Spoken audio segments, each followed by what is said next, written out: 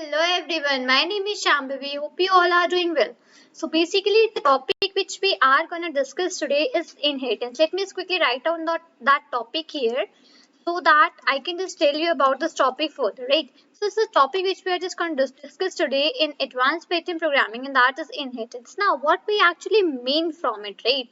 And basically, so it is actually in terms of programming language, if I say, okay, if I just like talk about in terms of programming language, so it actually means that basically, let's say we are having a class, right? So in advanced Python, we have topic that is OOPS, right? That is object-oriented programming. So in that, basically, we deal with the classes and objects. So let's say there is a class, and that class basically inherits and basically like access and have the properties of any other class. That is actually what we call as inheritance, right? Now let me just quickly define it and like just tell you that basically how many types of inheritance we have in Python programming. After that, I will just move on to the PyCharm ID and then just let you know about the program.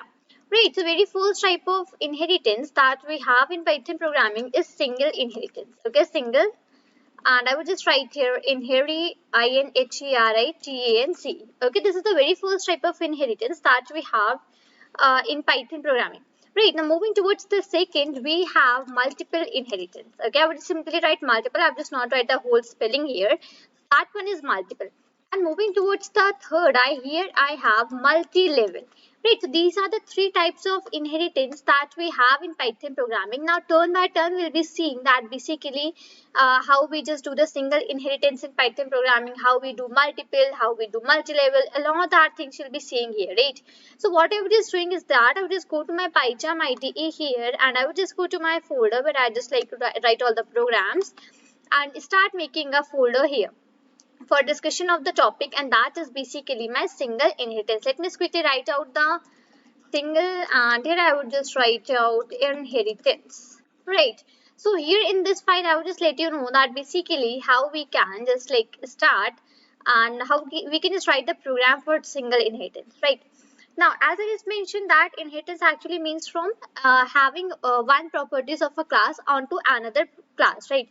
So it is mandatory to make some classes because the inheritance things works on the classes, right? So let's say here I just make a class, and that class is, let's say, flower. Okay, let's say flower is a class which I have made here.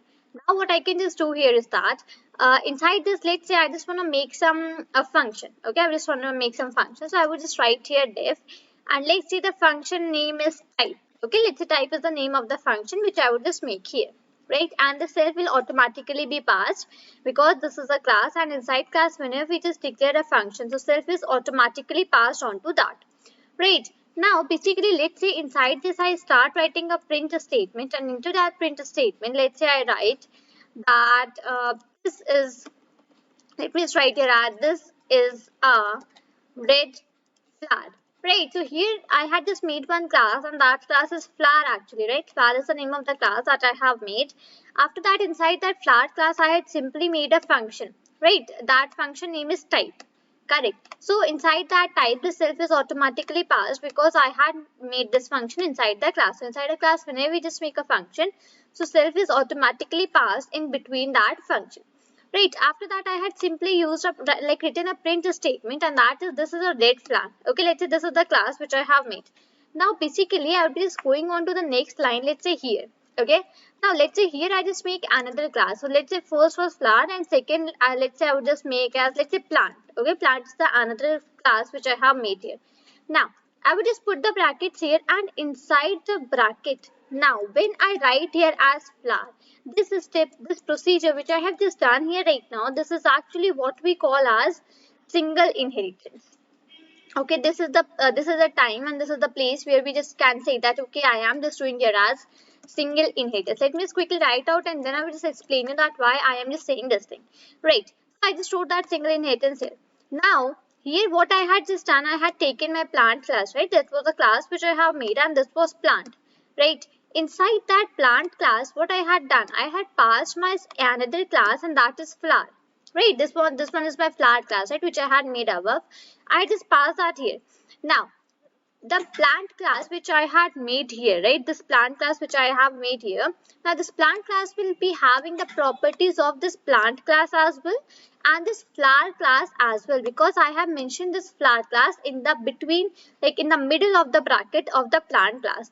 So it means now if I just want to access any element from the of the flower class with the help of plant class, then I would be able to do that thing, because here I have applied the technique and that is single inheritance, right?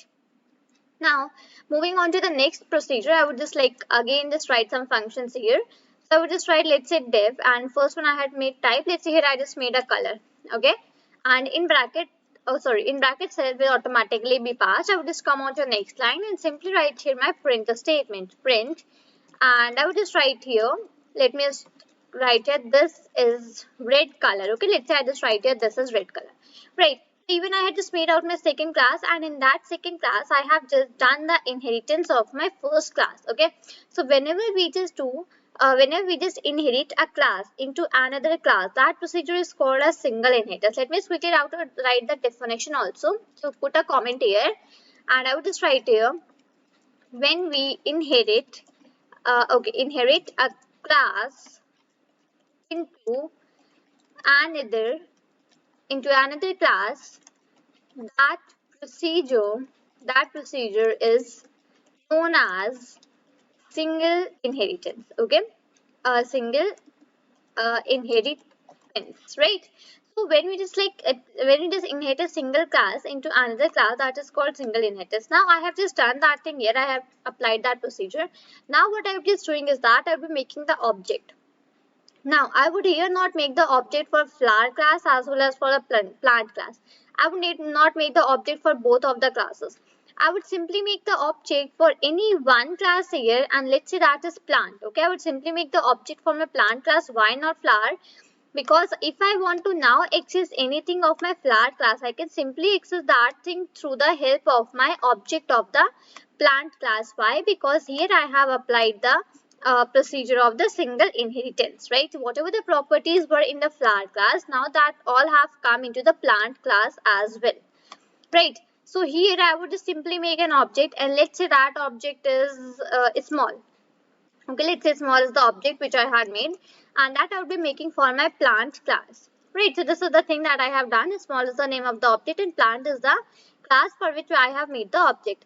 Now if I want to access the function, this function, that is this type function and this color function, using the object of my plant class, so will I be able to do so? Yes, you can do that thing. You can access the functions of the flower class as well as the function of the plant class with the help of the object of only and only plant class. Now here you need not to make different objects for different classes and then use the same object name with the same class and all that things. That procedures need not to be followed here. Simply what we need to do is that simply we need to make one object of the class in which we have inherited the another class, and we just simply need to call out the function. So here I would just first of all I would just do it for color. So small dot, and I would just write here as color, and now I would just run my program here for a while. So yeah, so here what I had just got here, this is red color, okay? This is red color. This is the output which I have got here, because here I had simply used the small dot color, right? So small dot color was simply having this statement in it, that is this is red color, right? Now what I would be just doing here is that I would simply write a small dot, and now I would just write the function that is type also, okay? And now if I just run it again once, now have a look at what output I'm just getting. Let me just come down here. Yes, basically now I'm just getting both the outputs, that is this is red color and this is a red flower. So this is red color is basically of my function that is color, and basically this is a red flower is a statement which is in my function that is type, right? So this type function which I have just used here, I have accessed this type function with the help of the object of my plant class, and yes, it is basically accessed, and yes, I'm here getting the output, right? So from here I would just like to say that basically in single inheritance, like in all the inheritance, the technique actually follows, right? This is the same thing in all the inheritance, that the class in which you have inherited the another class. So if you just make the object of that class and try to access the functions of another class and that class with the help of that object, then you will be able to do so, right? So here it depends that basically which is the class you have made and what is the like class which you have inherited into this class. So as soon as you have completed the procedure, after that one you have just make that like object of the class in which you have inherited the other one. So simply you can just do that thing, and after that you can just use any of the function with the help of this object. Right, so I hope I just made this thing very clear to you that how you can just apply the single inheritance technique. So this is all for this video. Till then, thank you and take care.